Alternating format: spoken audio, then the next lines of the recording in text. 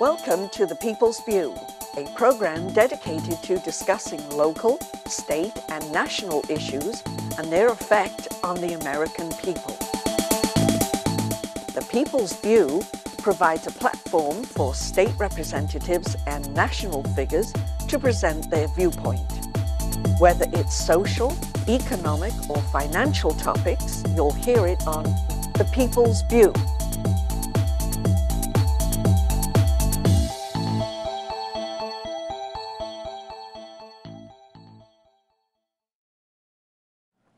Hello and welcome to The People's View. This is Carl Seidel, representative of Ward 1, with my co-representatives of Ward 1, Kevin Avard and Sean McGuinness. We're going to just talk about our backgrounds, what we've done for Ward 1 up there in Concord, and why we'd like you to vote for us again in the coming election. So don't forget that People's View is sponsored by the Nashua City Republican Committee, and that you can find out a lot about the committee on their website, nashuagop.org. And please come to our stakeout, August 25th at the Crown Plaza. All right, gentlemen? All right. Enough for the commercial.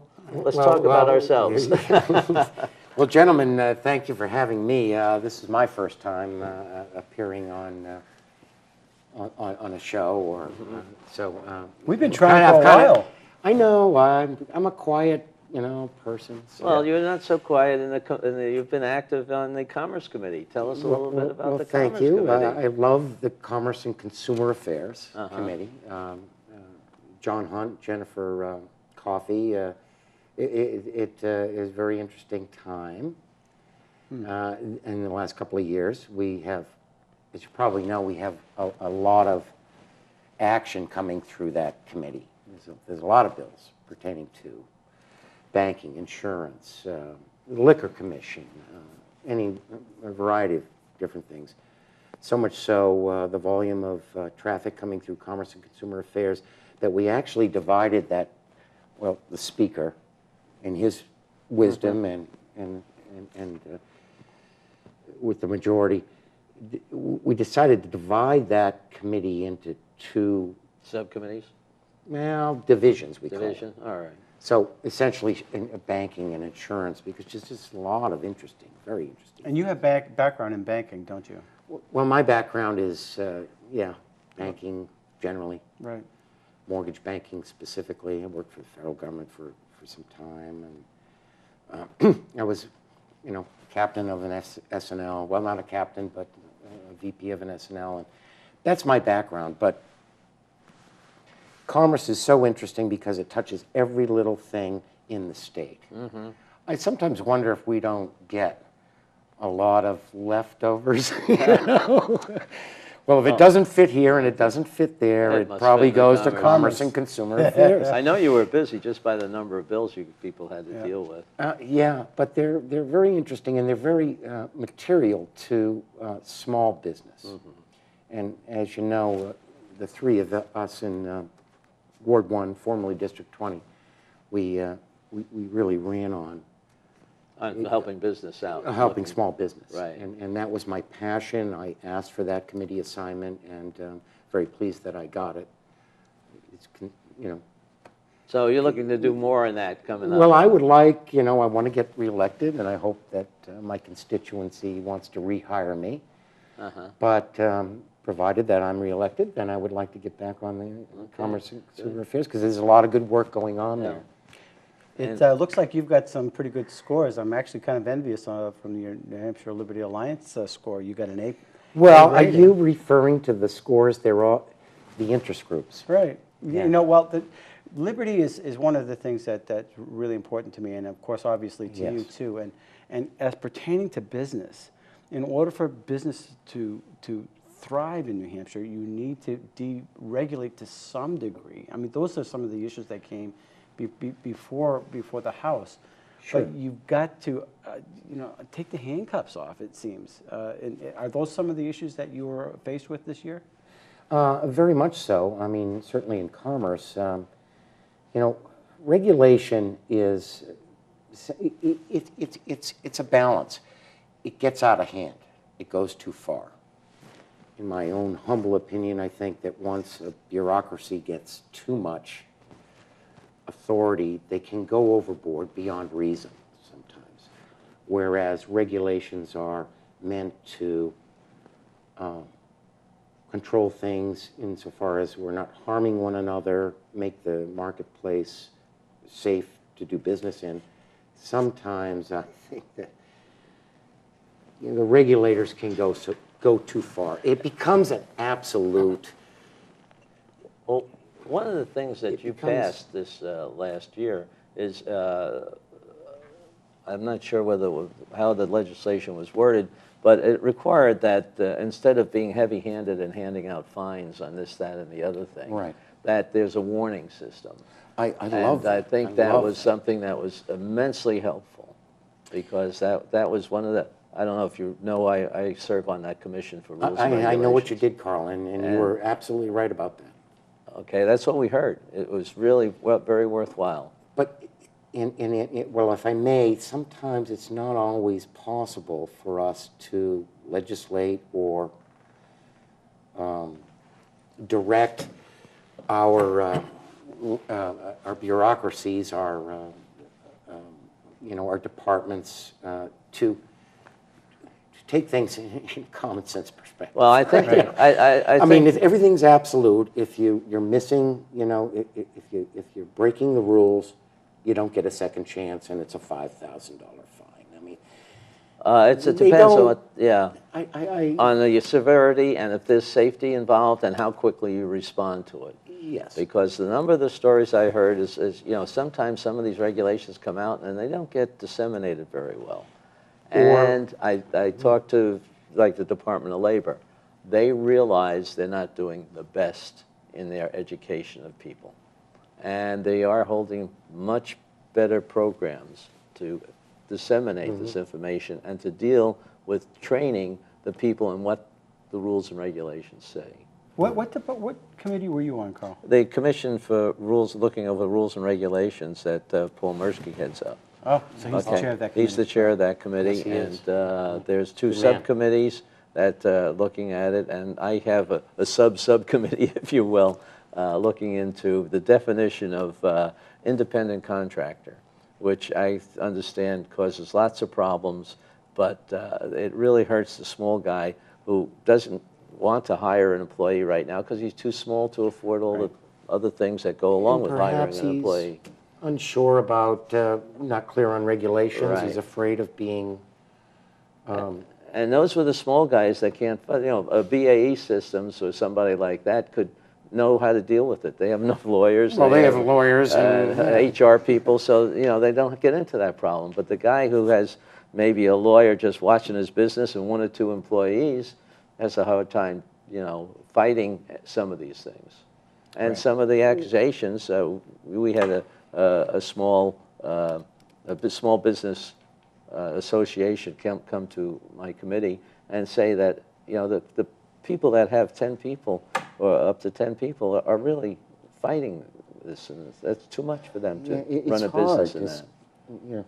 But anyway, that's And that's the side that could. That's the lifeblood of the state. We need to encourage small businesses as well as some of the bigger corporations to come in, and the manufacturers or whatnot to get involved with our state. We need to keep encouraging that, and I think reducing some of the regulations, freeing up the hands, making some of the penalties less, restrictive is encouraging. I wish sometimes that our departments, and I always use the word bureaucracy as a tent, but I wish they would just the state could manage these affairs with reasonableness. Right. I think we need a lady that does that. And I don't know why they can't do that. I guess they follow a book and they say, well, it says here I got to fine you, and I've got to put you out of business, and it's kind of a frustrating thing.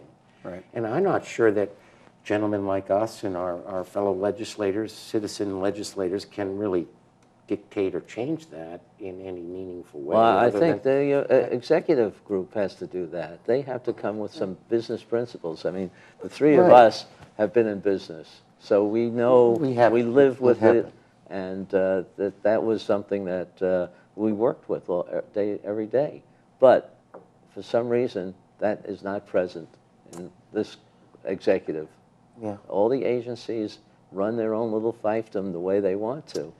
And they do it without much oversight. And I think that's... And not much threat of...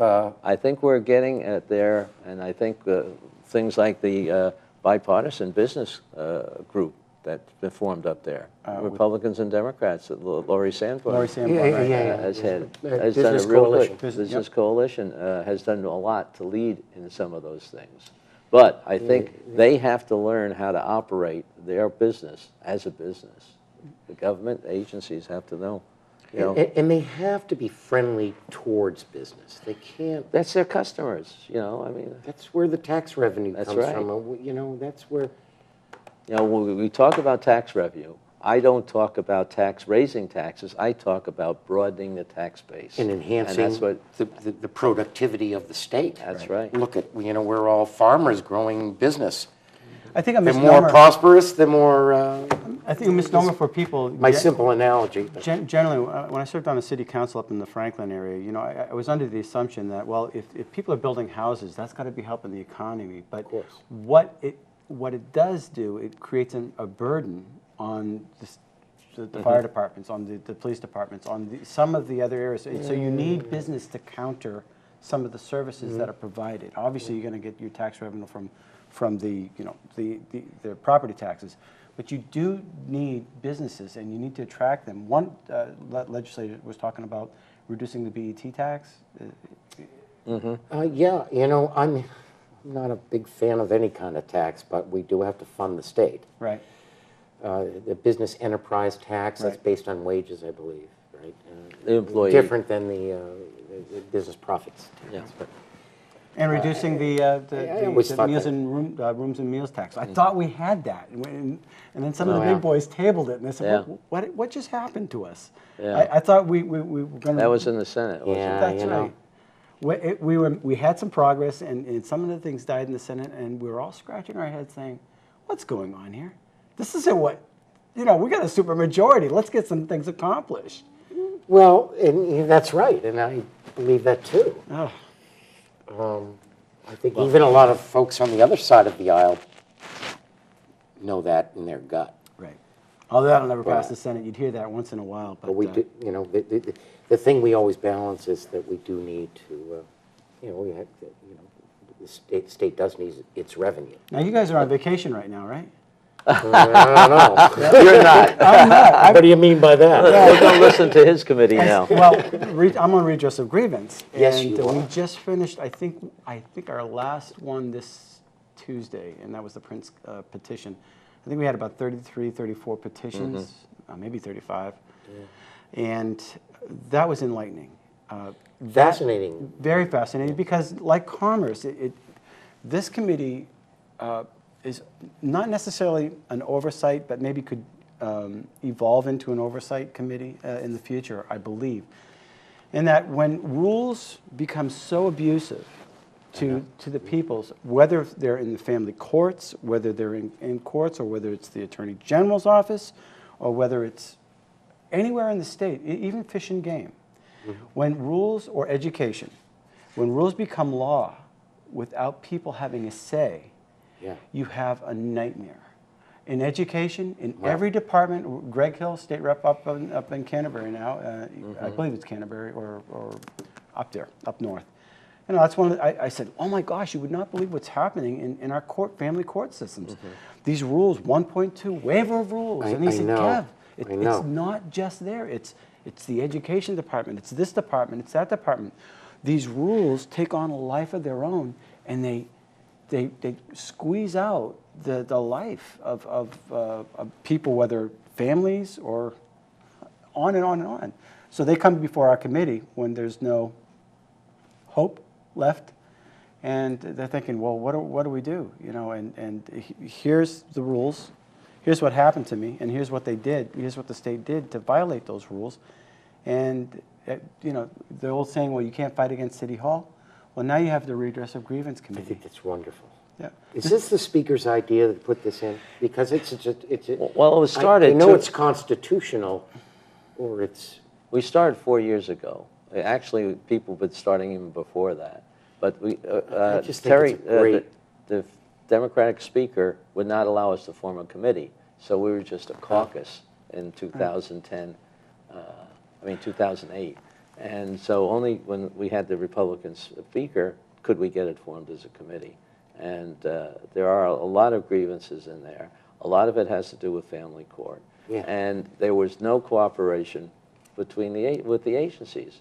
I mean, we got all the people that were grieving who had made these petitions, Yeah, but we couldn't get any they response. don't want that intervention. They No. tried. Well, they tried to accuse. They That's accused why it's us bold. that we're trying to retry some of these cases that went to court. Yeah. It's nothing like that, Carl. That's I understand that, Yeah. but they didn't. That's their defense. That's their defense, and I don't understand it, because what we're seeing is in our committee, we're seeing evidence, and it's being put right in front of their face, and I don't see it. Where is the evidence? And it's very frustrating. Some of the things that's happening as a direct result of this is, just the other day we had a meeting. Some of the people on redress of grievance, Paul Mirsky, Good man. Paul Mirsky, Dan Itza, he's on constitutional and review. The speaker, myself, Representative Ingridson, we invited the bar to have a discussion, the Bar Association, not on a lobbying thing, but to say, listen, we got issues. We have problems, and we'd like to have a dialogue. And we want to talk about CACR 26. That's the one where it's going to be on the ballot, where people are going to have an opportunity to ask or tell the courts, listen, you need to have a little bit of oversight, or a little bit of dialogue with the House.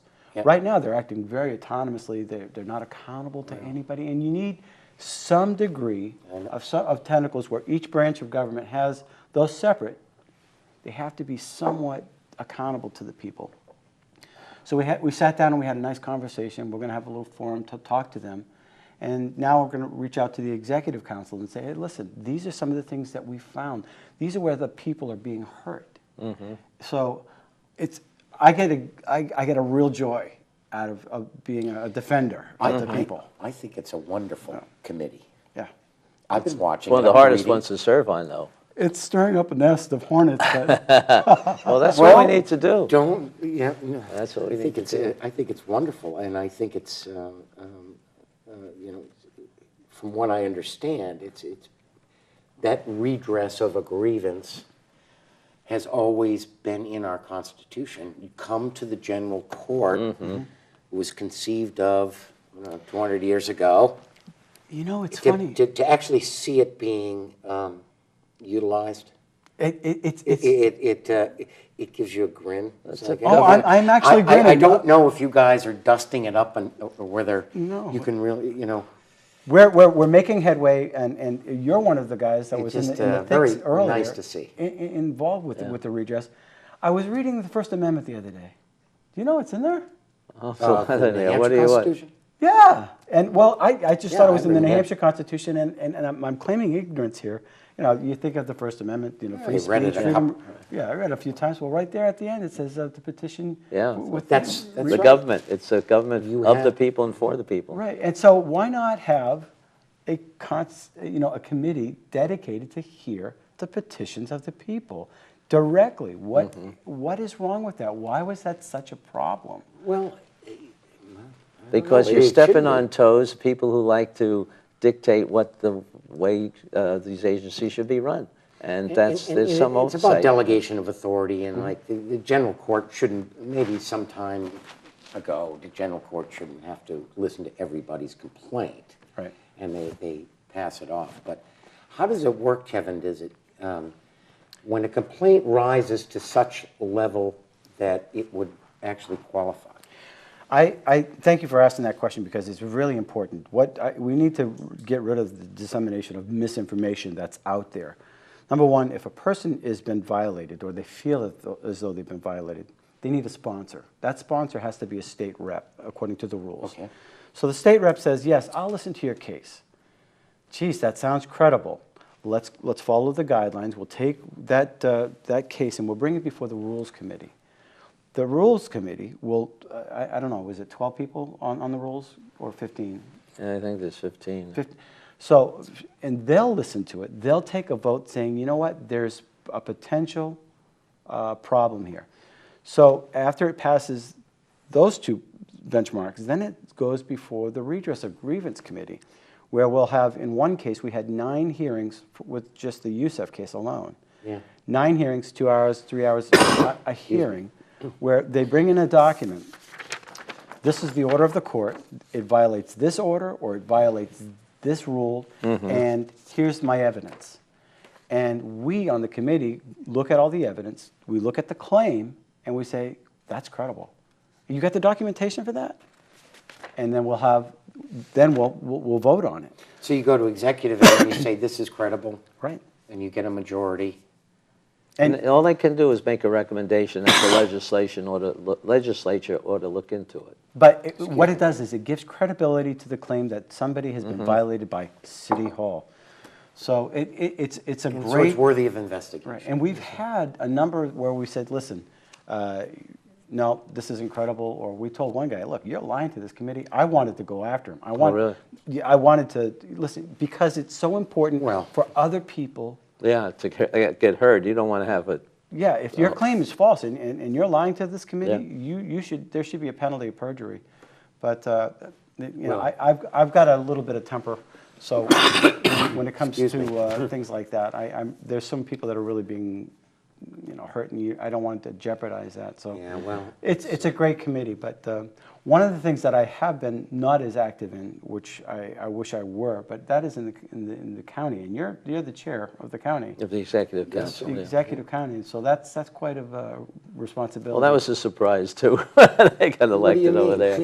Well, it rotates. And I didn't realize when I got elected. I thought you volunteered for all that work. I did in a way, yes. Jeez, you know, Since I was the senior person from I have nothing but respect for you with all the things you do. So you work closely with Sandra Zane? Yeah. Yeah. We have Sandra's the commissioner there, and we do work well together, I think. Right. We had a tough job. We had to keep the county from raising their taxes.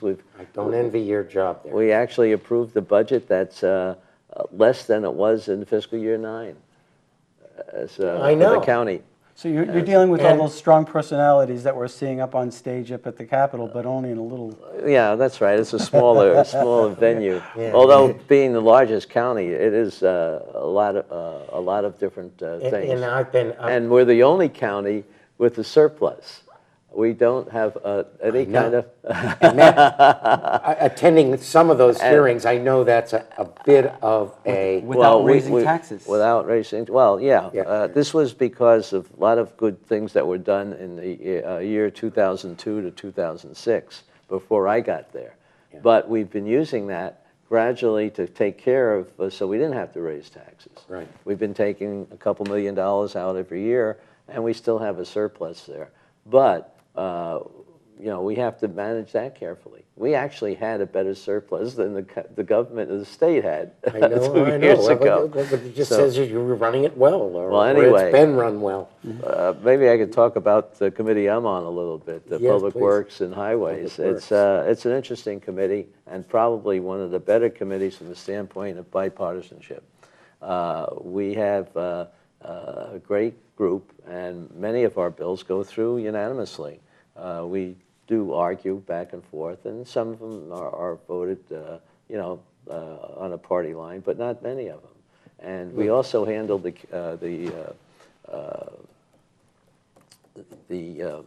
improvement, the bonding for the state, and that was a pleasure this year. The first year I was on, it wasn't a pleasure. It was kind of hard, and we had the university doing things like loaning the state $25 million. I remember that. Was that 2010 or 2011? 2010, I think it was. And in any case, then we had to take out a note to pay them back. So it cost us $1 million that it really shouldn't have cost us. But when the state came, I mean, when the university came in for their budget, they wanted this. They were getting $30 million from bonding authority from the state for the last 5 years. And we said, well, this is your last 5 years of your $30 million, and we're not going to approve the next one. And they sort of were upset, but they came in like they expected it. Contrast that with the county. The year before, the county came in late. I mean, not the county, the community colleges, they came in late. They got a partial amount of what they asked for. This year, they came in, or it was last year, they came in a beautiful plan where they had shown where they went out and found out what the small businesses needed and certain talents. I love that. And they went with high-tech training in some areas. They showed how they were going to build this, that, and the other thing. They even showed that they were going to finance a community center, not a community center, but a student union for Manchester Community College out of their own money. They got everything they wanted because they did a good job selling what and they did what they were supposed to do. They're serving the people who are going to build this state. So that was real good as far as I'm concerned. Sean, what do you think some of the things that we still need to fix? I'm not a... You know, There's too many things still. I mean, I want to win the stick out. election, you know, both on the national scale and certainly here in New Hampshire, because I think we need continuity. Right. 2 years, although I love our system, and it's wonderful, and 2 years is, you know, very unique, but I think we do need some continuity. So I would like all of our constituents to just please re-elect us for another 2 years. We're doing good work. But, you know, as far as, you know, we've accomplished a lot in the last couple of years. But there's still a lot to do. There's still a lot to do. And as we said, promises made, promises kept. We kept a lot of our promises. And we tried to all best efforts Yeah. to do sincerely, you know. I mean, anyone could tell if they look at our voting records that certainly the three of us gentlemen tried, and the House in general, and you know, I think we worked hard and did a good job, and we accomplished a lot. Mm-hmm. And there's more to do. I know the first year was really a learning curve for me. Just watching how things are processed, learning how to... The parliamentary procedure and things of that nature, but... Well, I mean, that's a learning curve. It's like getting a new job with a company and knowing how things get done. Right. But, you know, the principles that we ran on, 2 years well, ago back... they'll stay steady. That hasn't changed. Right. And you know, and we all rolled up our sleeves and in our various committees, and we did our work, and we got our assignments, and, you know, we did our jobs, and it's a learning process. Consistent with what we ran on. Yeah. And I think the record shows that, and hopefully, you know. Well, I think one of the things I learned after my first year in 2008, 9. You're the veteran. Yeah, right. But you are the veteran. I consider you a mentor. The fact that how these things work, how you have to watch out how you word legislation. Right. We have 400 legislators up there, and we have, 12 or 14 lawyers that help us write some of these bills? Yeah. Sometimes there are unintended consequences, and that's why a lot of things are in study committees, because you got to go through the detail in the legislation you write. And I think that's very important. That's one thing I learned anyway. And you're right, Carl. I mean, you know, you've got to read these things. I mean, you know, the detail prior to executive committee. Mm-hmm. I mean, the hearings, okay, well, you listen to everything. But then you got to digest this information, and then you got to really study what these words mean. Mm-hmm. And if you're processing a lot of bills, sometimes that can get, but that's where I think your real duty, or our duty, is to go through executive committee and say, oh, listen, you know, all right, we all agree on the concept, but let's just make sure we're not passing something stupid here. You know? Right. And embarrassing I don't yourself. mean to use the And word some stupid, people, but... Some people have had the mea culpa in the past, you know, when dealing with pensions and stuff, and this, you know, everybody had to say... Well, and then you get a lot of amendments on the floor, last minute. Let's fix this. Let's fix this. We discovered something new. Right. And that, I you know, and that's great because make it right no matter what. But I'd really love to see it. Have you noticed that the debates were mostly with the Republicans? Yeah. I thought that was rather interesting in the actual sharing of ideas, whether it was the Liberty, whether it was the Conservatives, or some of the not-so-conservative Republicans. Yeah. They were up at the well, and they're going, hey. And I thought it was rather funny watching. That's very interesting. I thought it was funny because on a number of occasions I saw Terry Norelli going, everybody, sit in your seat.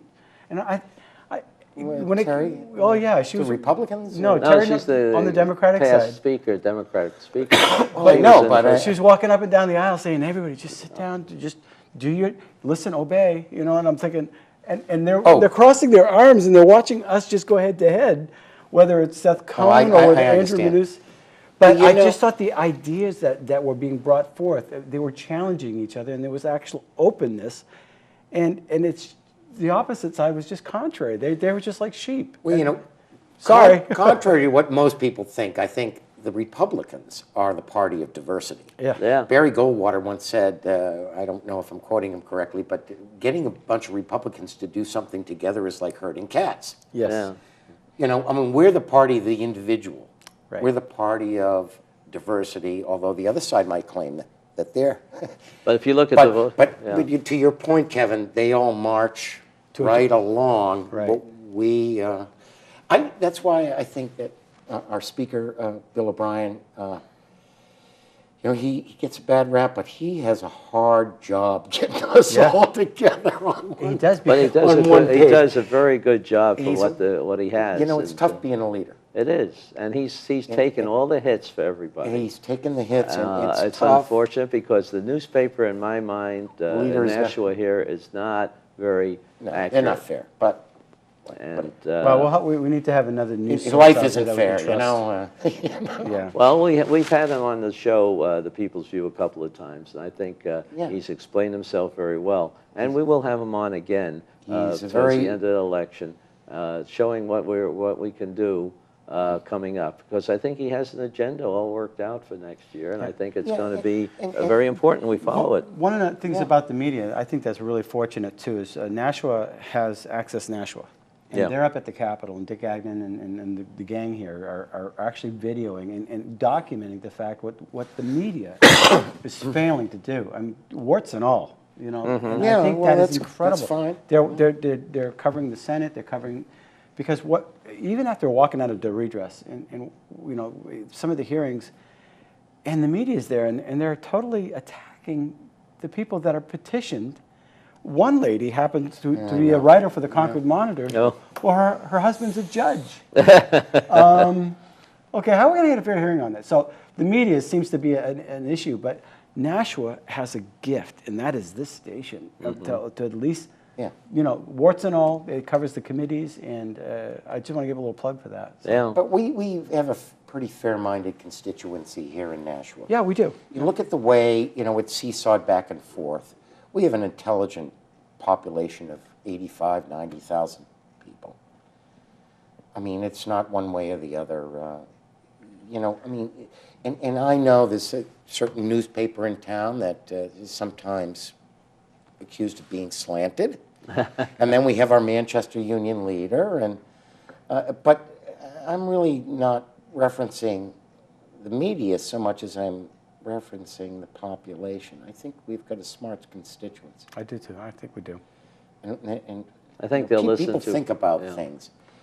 And you just got to if trust they them with want the to go, information, that's if all. they want to breeze left in a particular year, they're going to breeze left. If they want to breeze, you know. Right. But they're paying attention. I think we have an intelligent electorate. Right. I think just as long as the facts get to them, things will be fine. It's just when they're filtered to. I hope they're not. Nobody's easily fooled, but. Right. Well, I think they ought to understand what's been happening up there. I mean, you don't see any vote totals or anything like that for many of the bills there, or any kind of dissemination of what was argued on the bills, whether there's amendments that failed or, you know, I don't think we get a thorough of enough review. You don't get the salient points of the argument and what was debated today on the floor of the House of Representatives. it never, I wish we had reporting that would really, Get deep into it, yeah. you know, tell the public this is what they were fighting about for an hour and a half on the floor of the House. You know, I mean, and I would love some. somebody to report that, but who does? No one does. Unless it's If they just say, you agenda. know. I think some of these, our seats should have microphones. I think people would be surprised. Lisa Swanson sits right next to me, and then John Burt Oh, next to Lisa, her. I love Lisa, And so we're going back. No, did you read this? She says, did you look at that? And then John says, no, Lisa, it's not that. And then we're having a debate amongst ourselves. And we're not supposed to talk amongst ourselves in deliberations. And then I got Don LeBrun right behind me. You know, and that's just not the way it is. And it's funny how the dialogue is in our seats. We're all trying to grasp the problem. Exactly. And we're all talking with each other and looking at our notes and reading this thing intensely for an hour and a half through the debate so that we all come out with the right decision when we Right. push that button. I just admire so many of our legislators, you know, Well, friends and, you know. One of the things that surprised so me serious about what we're doing. is how well, we have, what was it, 150 new legislators? Yeah. How well I'm one they of them. fit in. Yeah, both of you were new, and there were a lot of, we went from 5 representatives to 22 in Nashua, and so there's a lot of new people, but I think they all did well. Yeah. They all did. Those 22, I think we did a fantastic job. Well, I think in general, there's a lot of people Among us, I don't think there's any crazies. We were all... Nothing radical, nothing just... No, we were all good. We all did our jobs, and I hope most of us get reelected. How do people get in touch with you if they want to contribute to your campaign or if they want to be part of your... Well, I signed the thing that says I will spend the minimum amount of money, so I don't need any campaign contributions. No, but they might want to contact you for something. You have a website or an email address? I don't. I'm kind of primitive. Oh, all right. Well, you know... Some folks have said you should have a website, but... Well, you don't have to have a website, but you should have some kind of way people can contact you. Well, I have my home phone. Okay. What That's is a it? good one. You're going to You give mind it out? giving that out? Oh, 880-0826. 880? 30 Shelburne Drive, yeah. Sean McGuinness? And, you know, I always respond to my legislative email. I have nothing against a website. I just feel that, you know, if I was running for Senate or something, I might figure that might work, but... I think people always like to know a little bit more about you because they don't find out enough about us legislators. You know, I've done LinkedIn, Yeah. which is generally available to people if they want to know about you. Oh, for goodness sakes, you can do a lot of research on anybody these days. Well, any of the government, the government. And even as we were discussing, you want to find out about any of us, any of our constituents can look up these interest group ratings, get to our voting records. I mean, Sean, you got an A+. I'm envious. on what? On what? Well, I don't know. You beat me on a couple of AFP. groups. Like Americans for Prosperity. Cornerstone. Yeah, well, I got an A+ with that. And Carl, how did people get in touch with you? You got a website? I have a website, Carl Seidel at New Hampshire State Rep. Yes. And my son, if I wasn't for my son, I wouldn't have one. No. No, yours is good. Yours is better. I got to say, you got a great website. I'm envious, and I'm thinking maybe I've got some friends, maybe they can put a website up for me if, you know, since well, look, you both have a website. No, did you get the latest? The State Republican Committee is giving you a standard website if you want to sign up. They'll have a standard format, and you can use that. I must have missed that somewhere along the line. It just came out in the last. Just came out this week. And if you have an existing one, they'll incorporate that into that. So that's great. I mean, if you think that helps. I mean, it just gives people a little idea of your background and what you're doing, and if you want us to, you know, pump up any of the bills, you know, some of the bills that I sponsored, I think people were. That's what they talked about when I went around and knocked on doors. Yeah, particular legislations that you sponsored. I sponsored one for the helping businesses with the net loss carry forward. That was great. Yeah. And I think that was a very, I mean, that was simple. and I don't know why nobody ever did it before. It was a great idea. Because And I voted for I was in a It was startup smart, company, it and that's what you need. You're going to start up. You get a whole bunch of investors to invest, maybe millions of dollars, and if they can't see them getting something for the initial investment, which comes as a loss against later profits. Because let's face it, most startups lose money in the first 2, 3, 4 years sometimes. Yeah, Right. definitely. So, I mean, you've got to make allowance for that. Brilliant, brilliant. So, but anyway. Representative Seidel. If I may, I officially endorse you both. We're going to do a let's, dance around the let's table do now. it. So we'll endorse everybody. But And, I think the three of us, have done a good job, and to our constituents in Ward 1, well, we're now District 28. District Yeah. I hope they rehire us because, Yes. again, I think there's a lot more to do, and we're looking continuity, forward to doing that. and we're all, we're doing our job. Yep. So. Certainly getting a good return on your money. You definitely are. Yes. And $100 a year. And we care, and we can be reached, and we can talk to you. And There'll be a listing at the end of the tape that will allow you to contact either one of us or contact the Nashua Republican City? or City Committee, City Committee. at NashuaGOP.org. So please contact us and let us know if you have any Please do. questions. And listen to further interviews with other candidates in Nashua. Thank you very much for listening to us tonight.